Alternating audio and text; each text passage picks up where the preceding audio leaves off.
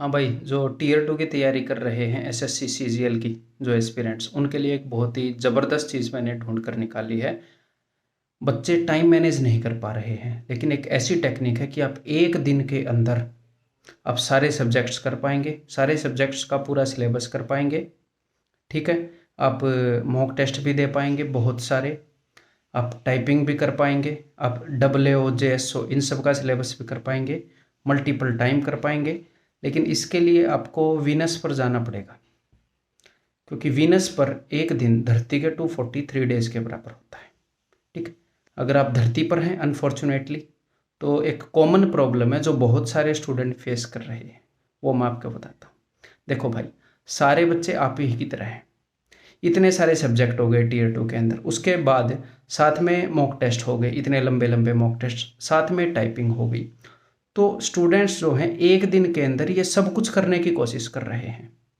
ठीक है, सब कुछ करने की कोशिश कर रहे हैं। इसके कारण क्या होएगा, आपके ऊपर स्ट्रेस बढ़ेगा और आपका जो काम है वो काम नहीं होएगा बिल्कुल भी। तो इस सिचुएशन के अंदर इकलौते आप नहीं हैं। इसके अंदर आप क्या क्या गलतियां कर सकते हैं। नंबर 1, आप खुद से ओवर एक्सपेक्ट कर रहे हैं।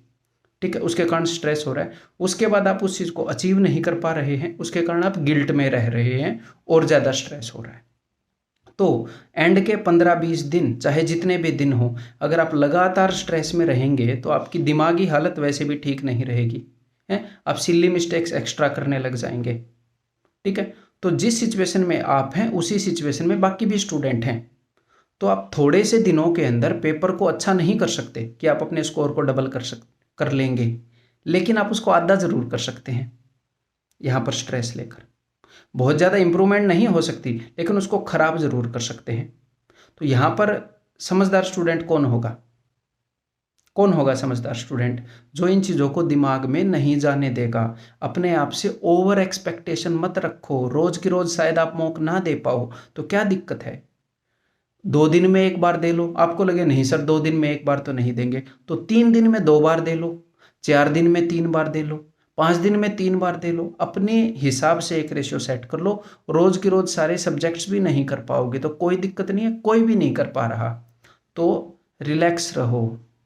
ठीक है, नींद लो 7 से 8 घंटे की। नींद के साथ कॉम्प्रोमाइज़ मत करना। ठीक है, डाइट के साथ कॉम्प्रोमाइज़ मत करना है, बढ़िया 3 टाइम अपनी मील लो।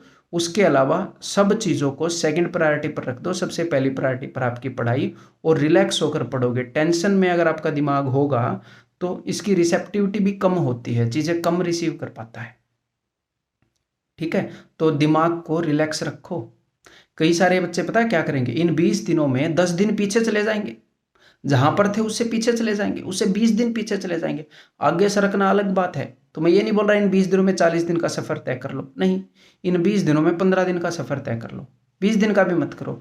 रिलैक्स रहो, धीरे धीरे पढ़ते रहो, कोई दिक्कत नहीं है। आपके ऊपर जितना प्रेशर है उतना ही प्रेशर सबके ऊपर है। ठीक है मेरे भाई।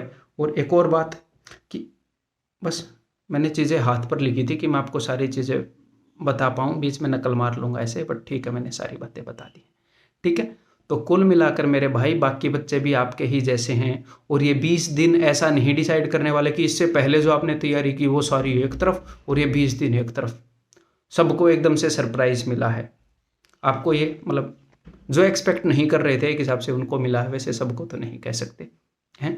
ठीक है, तो कुल मिलाकर ये कह सकते हैं कि सबके लिए मेंस की डेट सेम ही है, आपके लिए ही वो इकलौती डेट नहीं है। तो इन चीज़ों से स्ट्रेस मत लो, रिलैक्स रहो, क्या ही दिक्कत है। अब तक भी तो अच्छे से पढ़ रहे थे हैं, अब आगे ऐसे ही अच्छे से पढ़ते रहो। जो अपना दिन है उसे बड़े ही प्यार से रिलैक्स होके, अब ये नहीं है कि मेरी ये बातें सुनकर आप रिलैक्स हो जाओगे 100%, नहीं, ऐसे तो थोड़ी नर्वसनेस रहेगी ही अगर सीरियस हो गोल को लेकर, बट हाँ ओवर स्ट्रेस मत हो। ठीक है, अच्छा कर लोगे। अगर अच्छे टाइम से पढ़ रहे हो, अच्छी तैयारी हो रही है तो अच्छा कर लोगे। उन कैंडिडेट्स में मत आओ जो इन दिनों में अपना नुकसान करेंगे। ठीक है भाई, 10 में से एक कैंडिडेट सेलेक्ट होएगा जो जिन्होंने टीयर 1 को क्लियर किया है, तो आप इजीली वो एक कैंडिडेट बन जाओगे।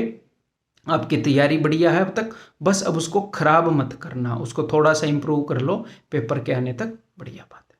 ठीक है भाई, अगली वीडियो के अंदर मिलते हैं। उम्मीद है कि आपकी कुछ मदद हुई होगी इस वीडियो के अंदर, और नीचे कमेंट करके बताओ आप अगर कोई मदद हुई है या कोई कुछ और भी बात कहना चाहते हैं। ठीक है, बाय बाय।